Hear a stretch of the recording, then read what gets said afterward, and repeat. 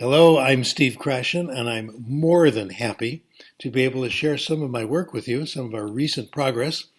This is, as you know, the first international conference on English language studies for the University of Isfahan.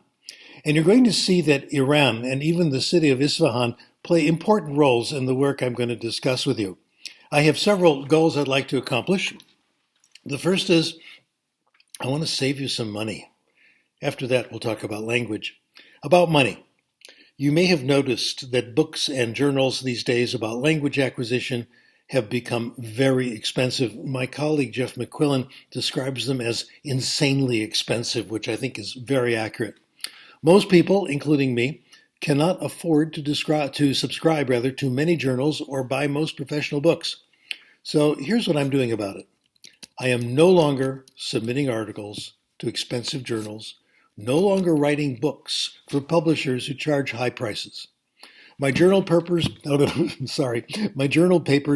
are now submitted only to open access journals that do not charge writers or readers anything. Mine are available for free download. You can find them on my website, sdkrashen.com. D is my middle name, David, sdkrashen.com. I'm not the only one doing this. It's happening in other fields, and in our field, you can also find Jeff McQuillan's articles on the internet at backseatlinguist.com. Benico Mason's articles are at benicomason.net, and you can find lots of other excellent papers on an organization called ResearchGate, which takes pride in helping scholars share their research with other people. And now our progress. For those of you who want to see the details, it's available free of charge again at the websites I just mentioned.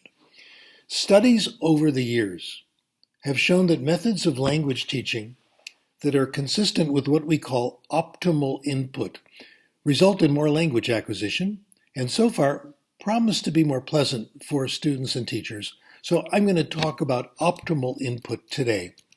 The optimal input hypothesis says, we acquire language and develop literacy from input, from understanding what we hear and what we read, not from speaking and writing.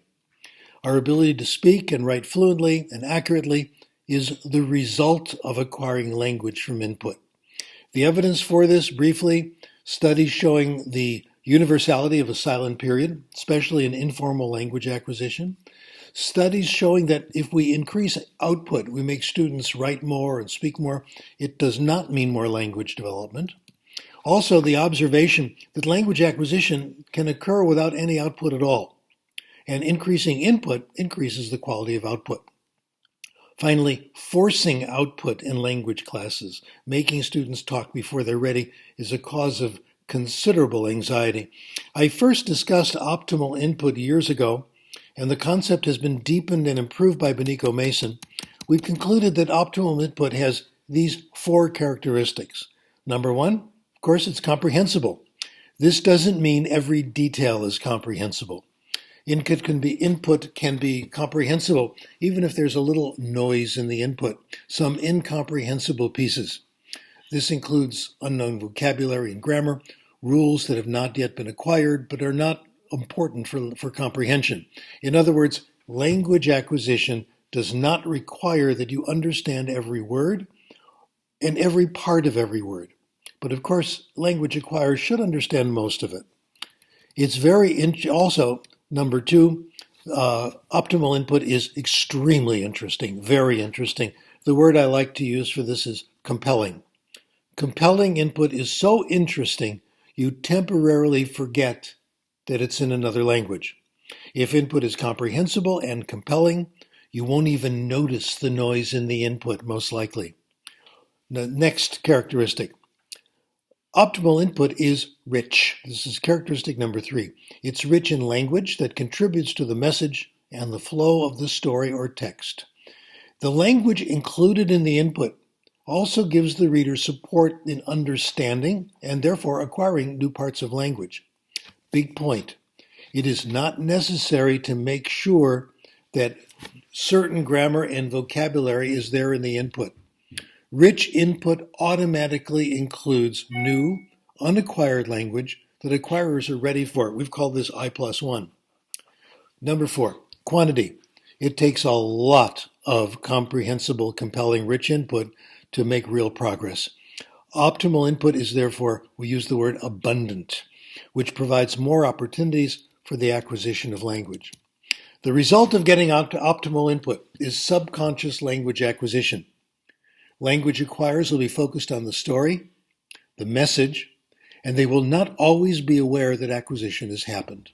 The knowledge will be represented subconsciously in their minds. We're currently examining these exciting hypotheses about optimal input.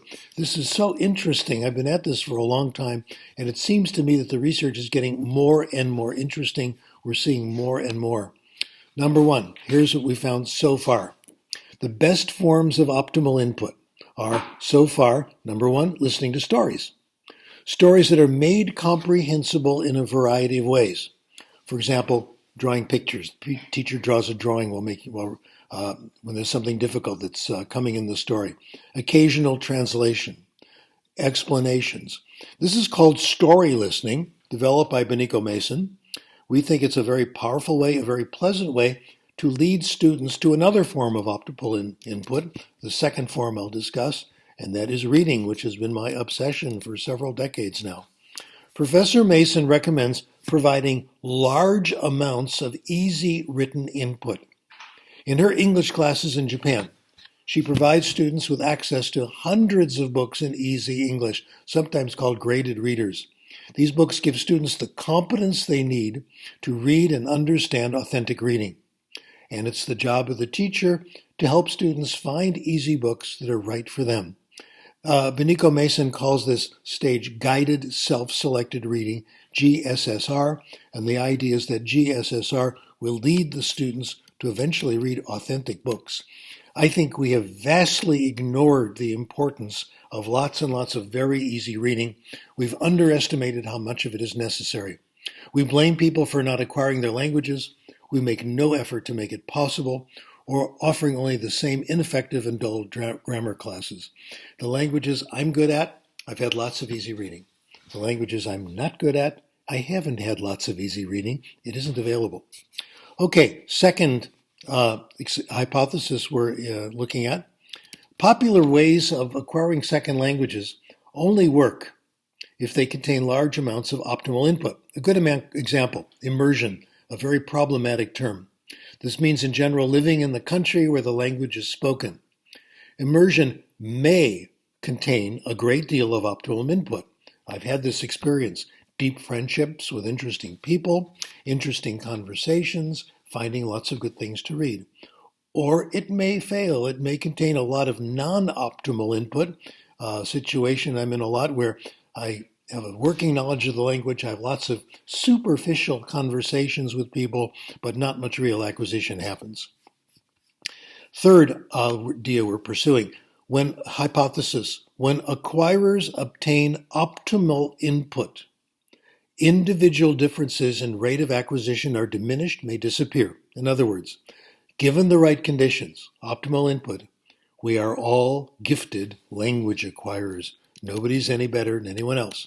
I'm going to conclude all this with a case history consistent with the hypotheses I've presented to you. This came about when a new faculty member at my former university, USC, Southern California, contacted me. We had met before briefly at a conference. And of course, we performed the usual required ritual of having coffee. Professor Nushan Ashtari is from Iran. And in fact, her father was born in Isfahan. Interesting coincidence. When we finally met for coffee, what we did is what academics generally do. We told each other about what our current research was about. Now, normal people don't do this. Normal people talk about their families, and these days they talk about Donald Trump.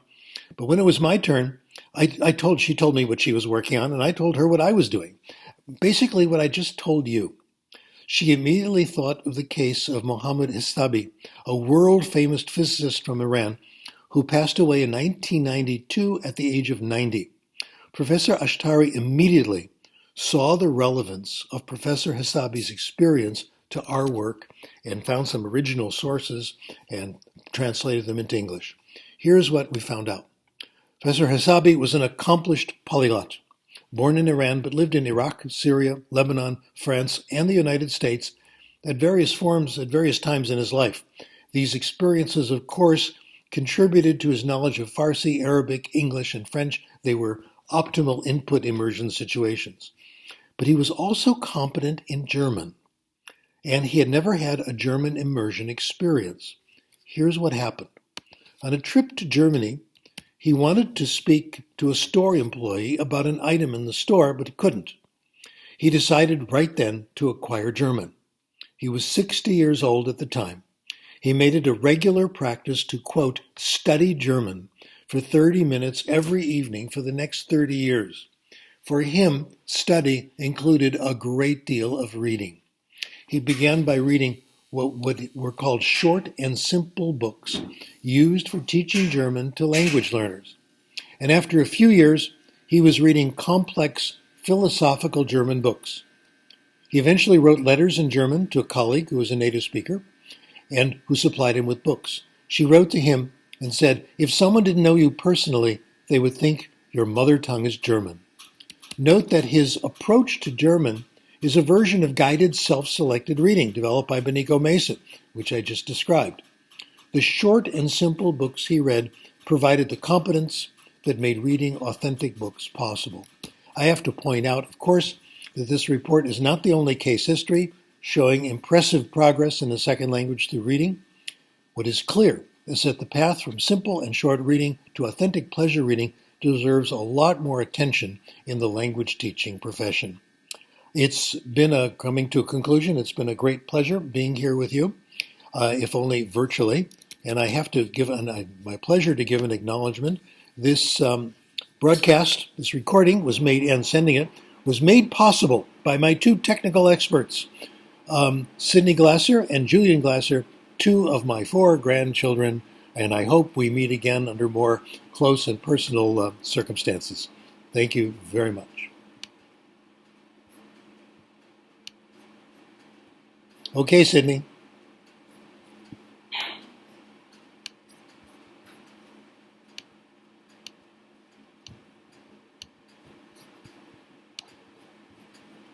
You stop it? Yep.